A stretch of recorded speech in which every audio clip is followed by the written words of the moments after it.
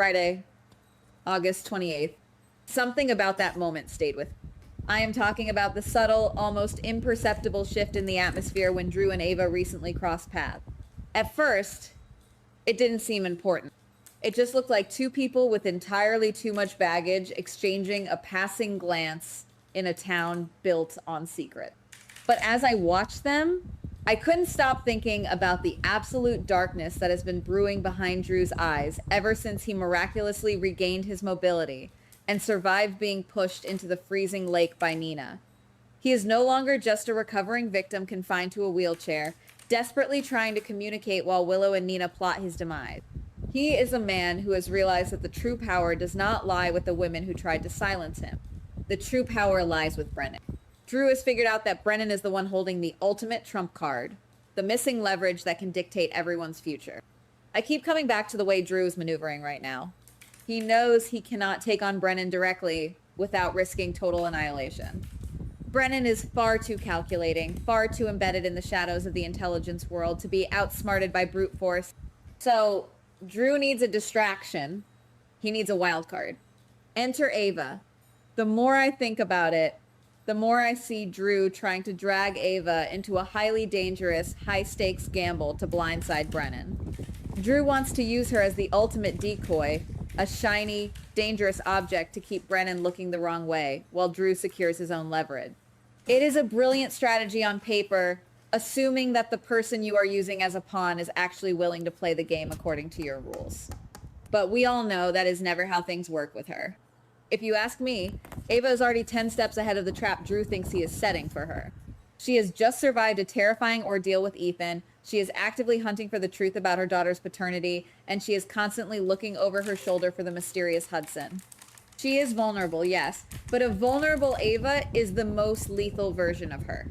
I can't shake the feeling that she is quietly playing along with Drew's grand scheme, nodding at all the right moments, but secretly holding back a crucial piece of information to protect herself. She is building her own insurance policy right under his nose. If I am looking at this from the right angle, this is rapidly evolving into a terrifying three-way mind game between Drew, Ava, and Brennan, where Drew is slowly losing the absolute control he thinks he possesses. Maybe there's another layer here, far away from the dangerous games of espionage and leverage, but equally destructive. Let us look at the intense, suffocating tension currently suffocating the Quartermaine estate. Michael and Brooke Lynn are on a collision course, and their recent confrontation is a masterpiece of misdirection. On the surface, it looks like a standard family dispute. Michael appears to be confronting Brooke Lynn strictly about the fact that Willow is currently living at the estate, creating an incredibly awkward and hostile environment for everyone involved. But it doesn't seem accidental that Michael is pushing these specific buttons. Michael is incredibly analytical, and he has been quietly observing Brooke Lynn's frantic, almost paranoid behavior lately. I keep wondering whether Michael has finally seen the shadow beneath the story. He knows Brooke Lynn framed Willow for the hit and run, but he might be realizing that her desperate attempts to control Chase's life are not just about jealousy or marital insecurity. Brooke Lynn is overcompensating. She is aggressively trying to manage every aspect of Chase's orbit, using Willow's presence as a convenient excuse to justify her erratic emotional outbursts.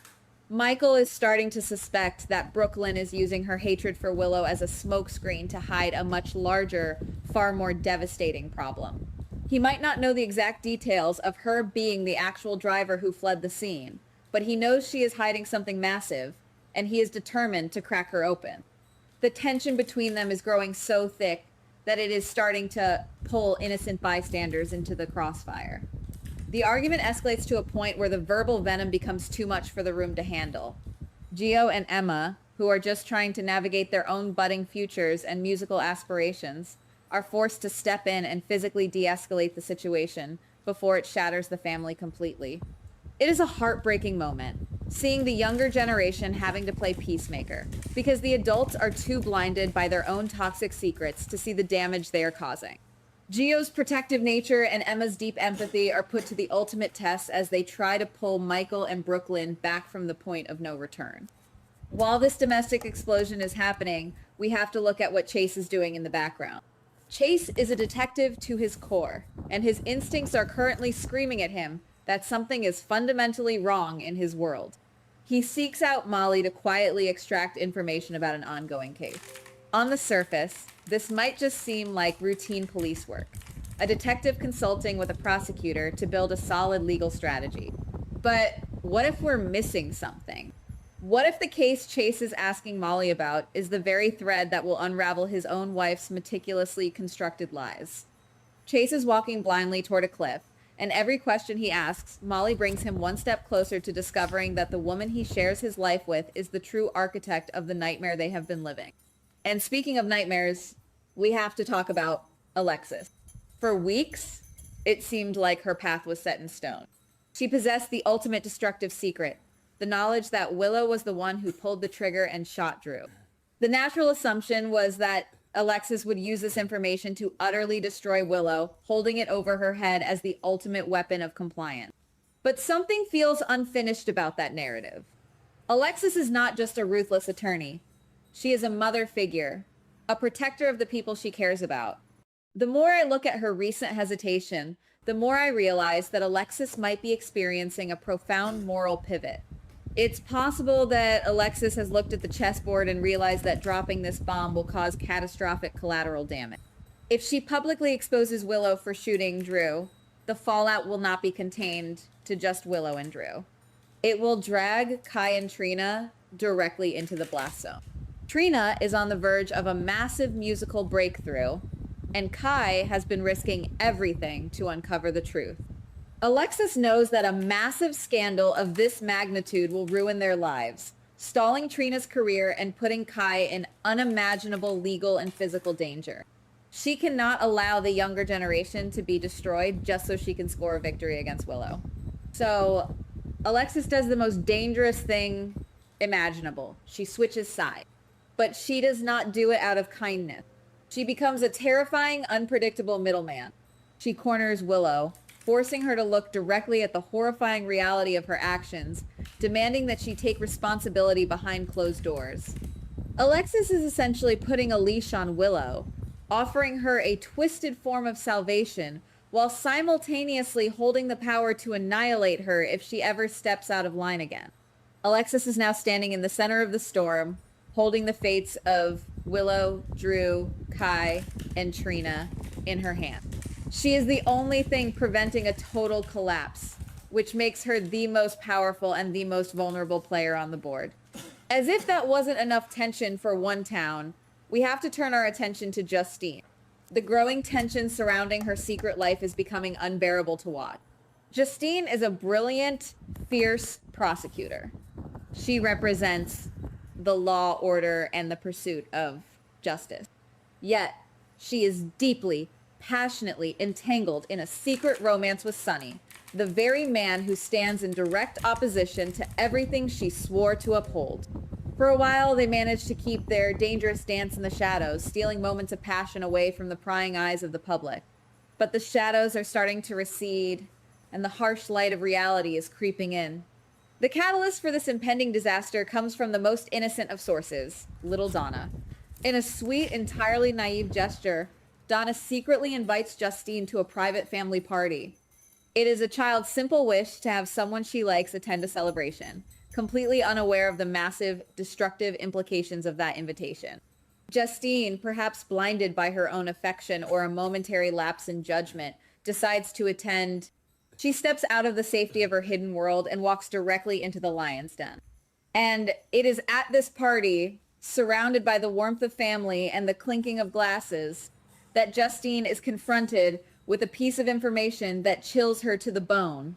We don't know exactly what she hears, but we know it shakes her foundational understanding of her relationship with Sonny. Instead of finding comfort in his presence, Justine is suddenly struck by the terrifying reality of her situation. She is a prosecutor sleeping with a known mob boss. If this secret is exposed, Sonny will survive. Sonny always survives. He has the money, the power, and the infrastructure to weather any legal or public relations storm. But Justine will lose everything. Her career, her reputation, her entire identity will be burned to the ground in a matter of hours. The realization that she is the one carrying all the risk, while Sunny carries none, begins to suffocate her. I can't shake the feeling that we are watching a massive, interconnected web of secrets slowly pulling tight around the throats of everyone involved. Everyone in this town currently believes they are the ones pulling the string. Drew thinks he is using Ava to outsmart Brennan. Ava thinks she is outsmarting Drew.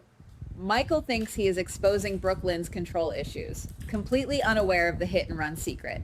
Brooklyn thinks she can maintain her lies while her husband unknowingly investigates her. Alexis thinks she can control Willow's explosive secret to protect Trina and Kai. And Justine thinks she can balance the scales of justice while sharing a bed with a criminal empire. But the truth is, none of them are in control. The strings they are pulling are tangled together, and every time one of them makes a move, it chokes someone else. Drew is about to find out that Ava is not a pawn you can sacrifice. Michael and Brooklyn's marriage is standing on a foundation of pure sand, waiting for Chase to accidentally kick away the final pillar. Alexis is playing God with a secret that is too radioactive to contain forever. And Justine is standing on the edge of a professional and personal abyss, staring down at the very real possibility that her heart has just destroyed her life. There are no neat wrap-ups here. No sudden moments of clarity where everyone apologizes and walks away unscathed. The story is just beginning to unravel, and the people who thought they were the hunters are slowly realizing they have been the prey all along. Something tells me the fallout from these interconnected gambles will change the landscape of this town permanently, and we are just sitting here, watching the fuse burn down to the powder keg. Goodbye. Please like, subscribe, and comment on the GH Spoilers Daily channel.